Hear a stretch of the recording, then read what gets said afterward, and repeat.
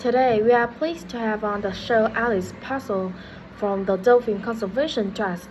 Tell us about the trust, Alice. Well, obviously, its is to protect dolphins in seas all around the world. It tries to raise people's awareness of the problems these marine creatures are suffering because of pollution and other threats. It started 10 years ago and is one of the fastest growing animal charities in the country, although it's still fairly small compared with the big players in animal protection. We are particularly proud of the work we do in education. Last year, we visited a huge number of schools in different parts of the country, going round to talk to children and young people aged from 5 to 18. In fact, about 35% of our members are children. The charity uses its money to support campaigns, for example, for changes in fishing policy and so forth. It hopes soon to be able to employ its first full-time biologists with dolphin expertise to monitor populations. Of course, many people give their services on a voluntary basis, and we now have volunteers working in observation, office work, and other things. I should also tell you about the award we won from the Charity Commission last year for our work in education. Although it not meant an enormous amount of money for us, it has made our activities even more widely publicized and understood. In the long term, it may not bring in extra members, but we are hoping it have this effect. Is it possible to see dolphins in UK waters?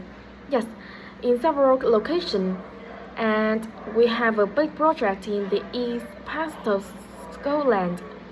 This has long been a heaven for dolphins because this has very little shipping. However, that may be about to change soon because oil companies want to increase exploration there.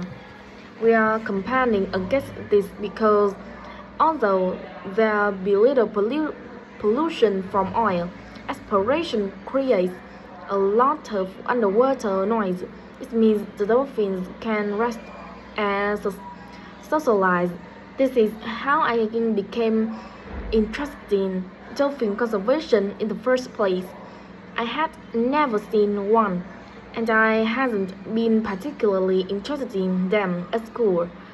Then I came across this story about a family of dolphins who had to leave their home in the Moray first because of the oil companies and the tried who campaigned to save them.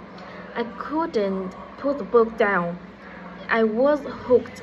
I'm sure our listeners will want to find out what they can do to help. I mentioned the Adopt a Dolphin scheme. Can you tell us about that? Of course, people can choose one of our dolphins to sponsor. They receive a picture of it and news updates. It might tell you about for which are certainly being adopted by our members Moon and the Eco, Kiwi, and Samson. Unfortunately, Eco is being rather elusive this year and hasn't yet been cited by our observers, but we remain optimistic that he'll be out there soon. All the others have been out in force. Samson and Moondancer are often photographed together, but it is Kiwi who's our real treasure, as she seems to love coming up close for the cameras, and we've captured on film hundreds of times. They all have their own personalities. Munasa is very elegant and goes out and into the water very smoothly, whereas Samson has a lot of energy.